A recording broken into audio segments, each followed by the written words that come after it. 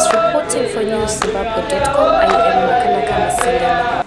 Defiant Amalgamated Rural Teachers Union of Zimbabwe leaders returned on Tuesday to picket Finance Minister Mthuli Nqube's office some 24 hours after they were arrested for staging a demonstration at the Africa Unit Square. The militant teachers group has led civil servants' recent demands for US dollar wages from government, the full payment of their 2018 annual bonuses, among other grievances. The placard-waving union leaders, who recently embarked on a brave 275-kilometer march from Mutare to Harare to press for a wage review, vowed they were not going anywhere if government did not heed their demands. What we want is our salaries to be paid in United States dollars, which is the agreement that we had so far with our government. That agreement we reached in 2012, but now what we are getting is not what we agreed for. So we are incapacitated even to go to work because everything has been dollarized. The prices in shops, they are in United States dollars. We want our government to honor the promise. They should pay us United States dollars so that we meet even basic requirements, so that we can take care of our families, we can take care of our lives. We also need the government to give us our bonus in full for 2018. They gave us a half bonus, which is not what we agreed. We agreed for a full bonus, but now they gave us half bonus. We also want the government to address the issue of 2% because it is affecting us as teachers. Like now they're giving us bond notes. Whenever you are doing a transaction, because of this plastic money, the 2% is being charged. At the end of the day, you are left with nothing. At the end of the day, you can't even meet the basic requirements of even sending our kids to the schools that we are teaching as teachers. We can't even meet the medical costs because everything is now in United States dollars. So government should just do the honorable thing to pay us in United States dollars. And the person who is supposed to implement that is Minister Mthuli Nqube.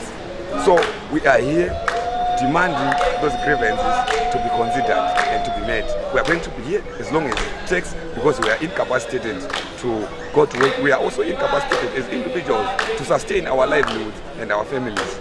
In an earlier joint press briefing with Progressive Teachers Union of Zimbabwe, the teachers groups urged government not to destroy the country's education sector through failure to handle the affairs of one of the country's most important ministries.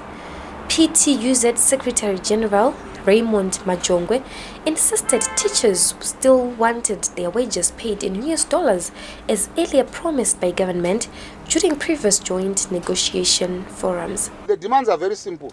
Engage the workers, including PTUZ and R2s, in formal discussions just like they want to do with the Apex Council. Let's make sure that the issue of the demand to be paid in US dollars is a reality and we are not going to flinch on that. The most important point here is we cannot see a government that is living in opulence and extravagance and then it tells its workers to tighten the belts. We live in this country called Zimbabwe. We see what is happening on the streets. We see the quality of the cars being driven. We see the lifestyles being led. Yet at the same time we are then told that we must tighten our belts. The most important aspect here is we are putting forward real undiluted demands. Reduce, do away with the 2% punitive tax. Using their organs, they have to contribute 2% to government to do what? Amalgamated Rural Teachers Union of Zimbabwe President Obert Masarawe also gave his views. And you realize one teacher teaching in Pinga usually stays in Mtogo. So for rural teachers, it's impossible for them even to go to work unless we try to encourage them to go and borrow money. And it will be very atrocious for us to encourage teachers to go to loan sharks to get money to go to work. We have been supplementing this government for some time. We have not been earning a salary since October, and we have been still been going to work. But right now, we can't force teachers to go and borrow money to report to duty. And then again, on the notice was, I hope it was delivered on behalf of Apex. But as a union independently, we had submitted our notice as early as 31 December that we will not be able to go to work. So our notice for legal job action actually resumes or begins on the 14th. Now we are incapacitated this week, but next week it's a full-blown strike because we notified the government on the 31st of December on our intention to withdraw our services.